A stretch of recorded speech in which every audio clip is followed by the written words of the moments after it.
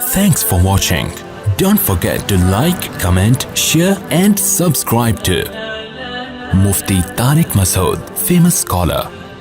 ایک بزرگ کہتے ہیں مہنگائی بڑھنے یا گھٹنے سے کچھ نہیں ہوتا، کیونکہ قرآن میں اللہ نے فرمایا کہ جو تقوی اختیار کرے گا اس کے لیے ہر مصیبت اور پریشانی سے نکلنا آسان ہو جائے گا. تقوی اختیار کرے گا تو ہر مصیبت میں اللہ اس کو صبر کی توفیق دیں گے. یہ تو ہے، یہ مطلب نہیں ہے کہ مہنگائی ہونے نہ ہونے سے کوئی فرق نہیں پڑتا، ٹھیک ٹھاک فرق پڑتا ہے.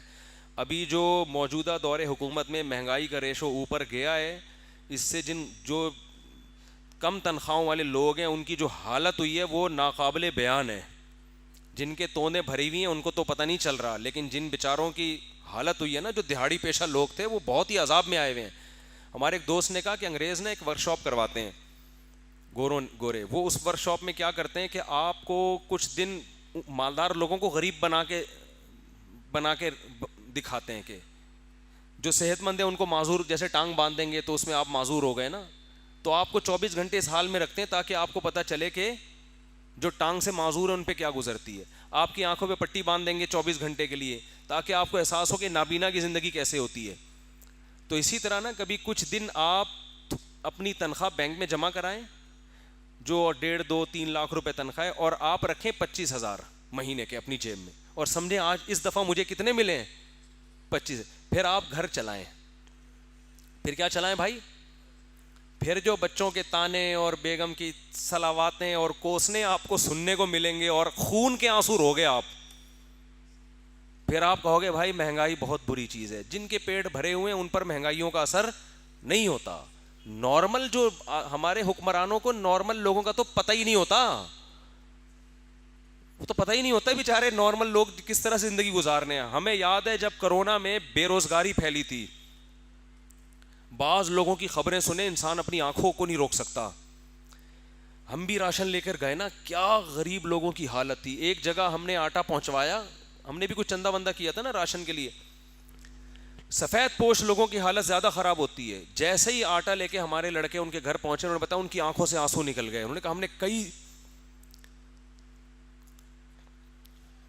کئی دنوں سے روٹی نہیں کھائی ہے، آج آٹے کا تھیلا دیکھ کے نا آنکھوں سے آنسو نکل گئے. سفید پوش لوگوں کی بات، بھیکاریوں پر تو کوئی مسئلہ نہیں ہے، جو سفید پوش جنہوں نے زندگی میں کبھی کسی کے سامنے ہاتھ نہیں پھیلائے، ایسے بچے بھاگے ہیں نا آٹے کی طرف اور روٹی پکاؤ ان کو کھانا کھلاؤ. مجھے وہ حضرت عمر کا دور یاد آ گیا کہ حضرت عمر نے ایک بچوں کو جو بھوک سے بلکتے ہوئے دیکھا تھا، اور پھر حضرت عمر نے رات کو سروے کیا کرتے تھے نا حضرت عمر کہ مدینہ میں کوئی غریب تو نہیں ہے.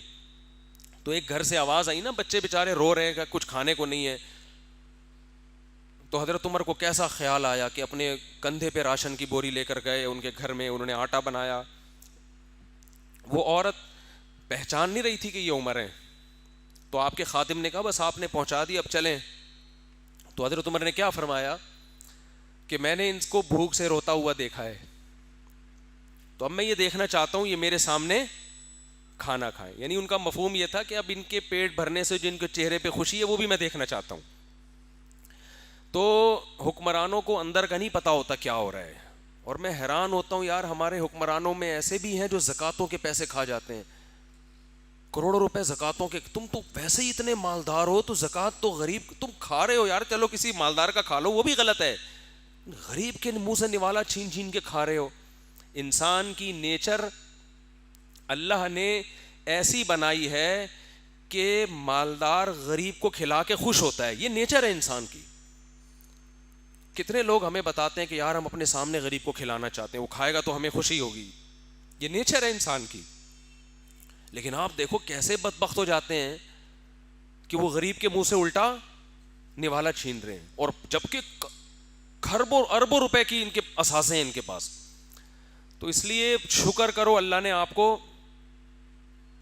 سیاستدان نہیں بنایا. بس سیاستدانوں کا جو حساب ہے نا قیامت میں بڑا سخت ہوگا.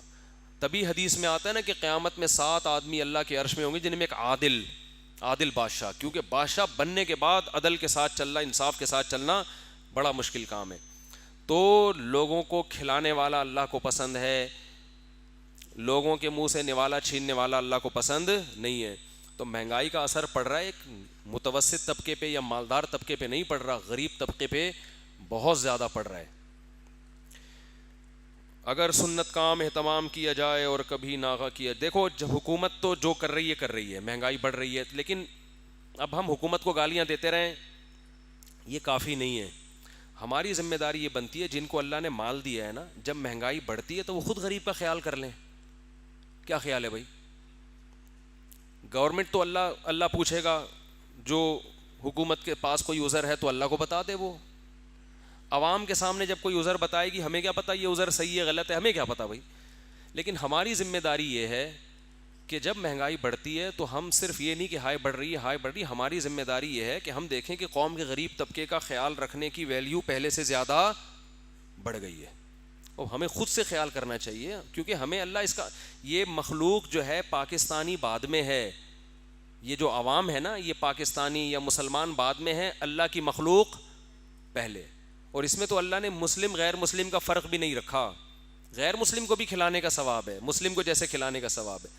تو یہ الخلق عیال اللہ, حدیث میں آتا ہے مخلوق اللہ کا خاندان ہے, اللہ کی گویا اولاد ہے. اللہ کی تو کوئی اولاد نہیں ہوتی, اولادوں کی طرح ہے. جیسے باپ کی ذمہ داری ہے نا گھر کو چلانا, ایسے ہی اللہ کی ذمہ داری کیا, مخلوق کو روزی پہنچانا. تو جو اللہ کی مخلوق کا خیال کرتا ہے وہ گویا اللہ کی ذمہ داری اپنے کندھوں پہ اٹھا رہا ہے. تو اس سے اللہ بہت خوش ہوتا ہے کہ کام میرا تھا, اس نے اس ذمہ داری کو قبول کیا, تو اللہ اس سے خوش ہوتا ہے اس عمل سے. تو اس لیے غریب علاقوں میں سروے کرنا چاہیے, فراڈیوں سے بچیں.